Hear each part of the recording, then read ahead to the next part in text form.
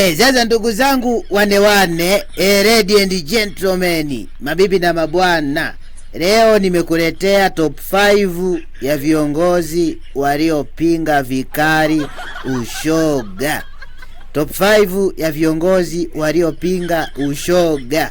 Sasa sitaki kukuchosha na wewe usinichoshe sana mimi. Sitaki kukupotezea muda na wewe usinipotezee sana mimi muda. Hebu twende moja kwa moja live, tukianza na namba 5. Kura chuma hicho. Wakienda wanapimwa, na sisi ni wawakilishi wa wananchi, lazima tupimwe.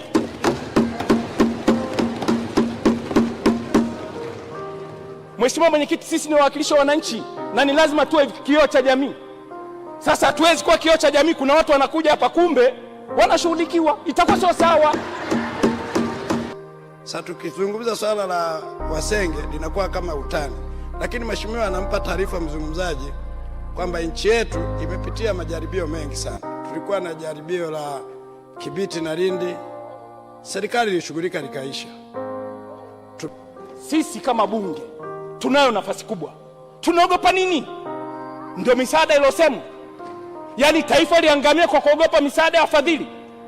Wanaoleta hizi taasisi za watu wa kufanya mambo ya hovyo wapo mtaani. Watu hawa tutunge sheria hapa. Mheshimiwa Mwenyekiti, Uganda wamefanya mfano pale miaka 10, sisi tusisite. Sheria zishatunga toka mwanzo, tulete sheria hapa, waziri mwenye dhamana, tupitishe sheria hapa na Mheshimiwa Mwenyekiti, ili watu wakome ni kunyongwa tu. Tukisema wanyongwe tu, hakuna mtu atachezea. Hakuna mtu atachezea huu mchezo. Na hata majumbani huku ndio maana tukasema tupimane hapa. Hapa tupimane hapa. Wanaume kwa wanawake. Wanaume kwa wanawake tupimane hapa Mheshimiwa Mwenyekiti.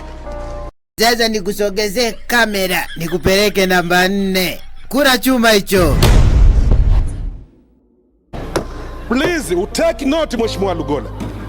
Tanzania ni Jamhuri ya Muungano wa Tanzania, ni muungano wa nchi mbili, Zanzibar na Tanganyika. Zanzibar 99% ni Waislamu, na Waislamu kwa vyovyote suala la ushoga hawalikubali. Tunawaambia nyoosheni maneno sawa. Nchi yetu haikubali ushoga, na huo ndo msimamo wa Tanzania. Ziende kwenye barabara au afya ziende kwenye maji, lakini hawa mashoga nao wazungumzia, ambao ni binadamu wenye viungo mbalimbali vya mwili, viungo ambavyo mashoga wanavitumia vina kazi maalum kwa mujibu wa uumbaji wa Mwenyezi Mungu. Serikali yetu kamwe haitaruhusu mwanadamu yeyote kubadili matumizi ya kiungo,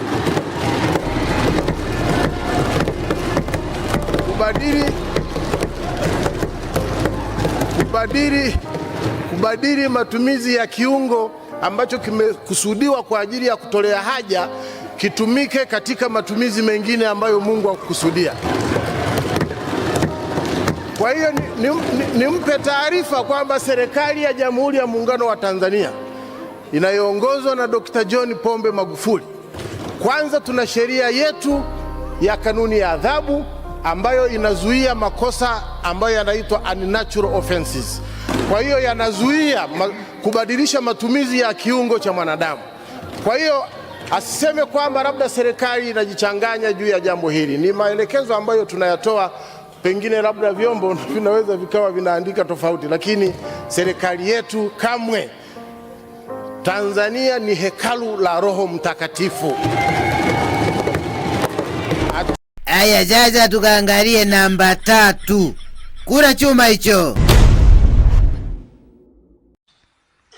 Unakwenda kwenye mkutano, analetwa mtu ndio anakuja kufungua mkutano. Mwanamme anakuja, jamani hamjambo, ndio haya karibuni, tunafurahi kuwa na nyie na nini, lakini mimi sikuja peke yangu, nimekuja na mume wangu, ngoja ni muintroduce mume wangu. Mwanamme.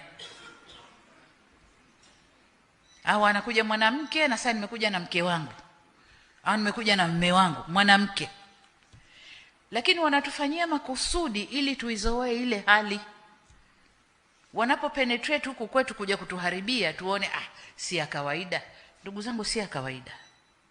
Nye wote hapa waumini, madhehebu moja au nyingine, dini moja au nyingine, wote waumini. Haya mambo yanakatazwa kwenye vitabu vyetu, lakini Waafrika tuna utamaduni wetu. Kwa hiyo kazi yenu ni kulinda vijana wetu, kustick kwenye tamaduni zetu. Hizo la kuletwa, tumeletewa, tukafundishwa kuwa ndio ustaarabu, ndio haki zetu, mtu ana uhuru wa kutumia mwili wake. Msianze na watoto, fanyaneni wakubwa kwa wakubwa mnaojua hizo haki zenu. Msiwadanganye watoto wetu. Mbona huendi kwa jidume lenzio lenye misuli kama wewe? Huendi huko, unadanganya watoto wetu. Acheni hizo, wacheni mambo hayo, msituharibu. Twende tukaangalie namba 2. Kura chuma hicho. Najua watu wa mitandao mnapenda sana kuwaposti watu, hasa wenye tabia. Naomba uchukue neno hili underline, wenye tabia za ushoga. Kuna shoga na mwenye tabia za ushoga. Inawezekana sio shoga, lakini ana tabia za nini? Wana mitandao, nawaombeni kwa unyenyekevu mkubwa,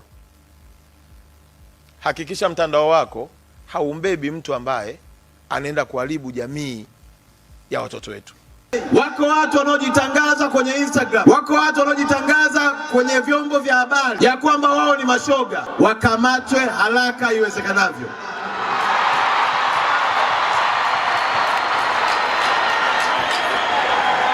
Na niwaambia pia, kama kuna shoga ana akaunti kwenye Facebook, kuna shoga ana akaunti kwenye Instagram, wale wote wanaomfollow hakika na ni bayana ni watuhumiwa sawa sawa na huyo shoga. Sasa bila kukupotezea tena muda, nikusogezee kamera nikupeleke namba 1. Kura chuma hicho. Wametuletea watu kubakana, wanaume kwa wanaume, wanawake kwa wanawake, wakati hata ng'ombe hata mbuzi hazijawahi kukosea. Ujinga ni upumbavu. Sasa nyingine tunapata marana ya ajabu. Yaani unang'ang'ania tu mahali ambapo hata hapastahili. Tabu sana. Bakosha. Kumza kuhusu kupinga hadharani ushoga. Ni watu wachache sana viongozi ambao wanaweza kujitoa hadharani. Aya wane, hiyo ndiyo top 5 ya viongozi ambao walipinga vikali ushoga. Sasa niandikie comment hapo chini uniambie kati ya hii listi top 5 umeguswa au umevutiwa na msemo wa kiongozi yupi kati ya hawa viongozi 5. Usisahau kucomment, kushare, kulike na kusubscribe akaunti yetu ya Ndui Media.